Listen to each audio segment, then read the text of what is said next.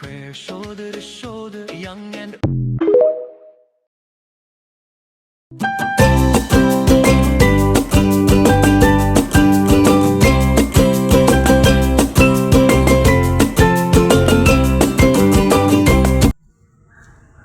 আসসালামু আলাইকুম ওরহমাতুল্লাহি আবরকাতুহু।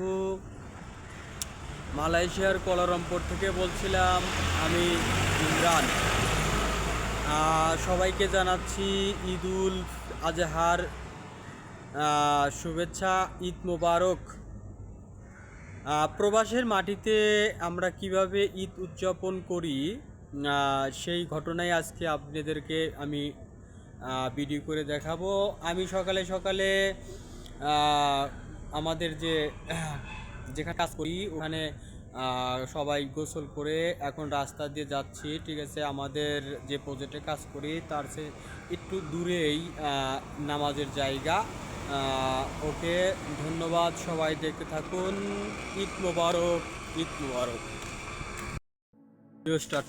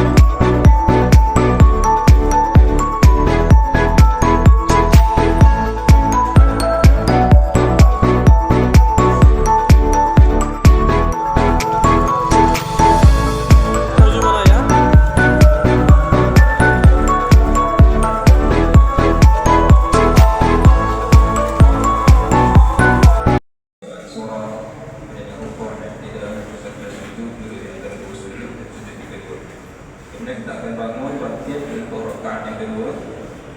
Pada rakaat yang kedua kita ada 5 kali takbir. 5 kali takbir diselangi dengan tasbihat juga. Subhanallah walhamdulillah wa la ilaha illallah wallahu akbar wa la haula wa la quwwata illa billahil aliyyil azim. Selesai 5 kali takbir tersebut, kita akan baca Al-Fatihah, kemudian dibaca surah, dan kita akan sempurnakan rakaat tersebut diakhiri dengan salam insya-Allah. Kemudian selesai kita bersalam, kita akan bertakbir sekali, kemudian kita akan doa, dan selepas doa akan ada khutbah. Jadi sama-sama muslimin dan muslimat yang berduduk dan dengar pembacaan khutbah, mudah-mudahan kita dapat manfaat dan fadilah yang besar daripada insya-Allah. Assalamualaikum.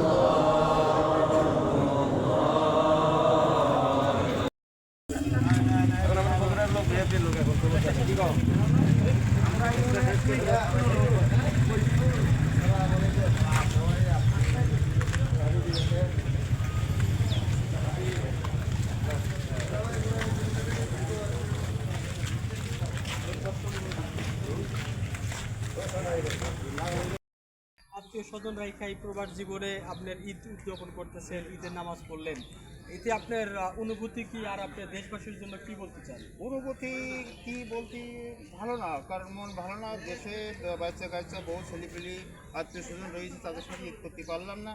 সে প্রবাস জীবনে ঈদ করতেছি, তো মনটা ভালো না। যাক, আলহামদুলিল্লাহ, আলহামদুলিল্লাহ। এই বাংলাদেশ থেকে যারা নতুন আসতে চায় এদের এদের সম্পর্কে আপনি কিছু বলবেন? না, এখন বর্তমান মালয়েশিয়ার অবস্থা খুবই খারাপ। এদের আসা ভালো না, আসলে বহুত কষ্ট পাবে। এই যে 6-7 লক্ষ টাকা খরচ করে আসাটা বৃথা হয়ে যাবে, কারণ আমরা বুঝতে পারছি মালয়েশিয়ার অবস্থা খুবই খারাপ। ঠিক আছে, ওকে, ধন্যবাদ মুরব্বী, ভালো থাকেন, প্রবাস জীবন সুন্দর কাটুক এই বলে। আসসালামু আলাইকুম।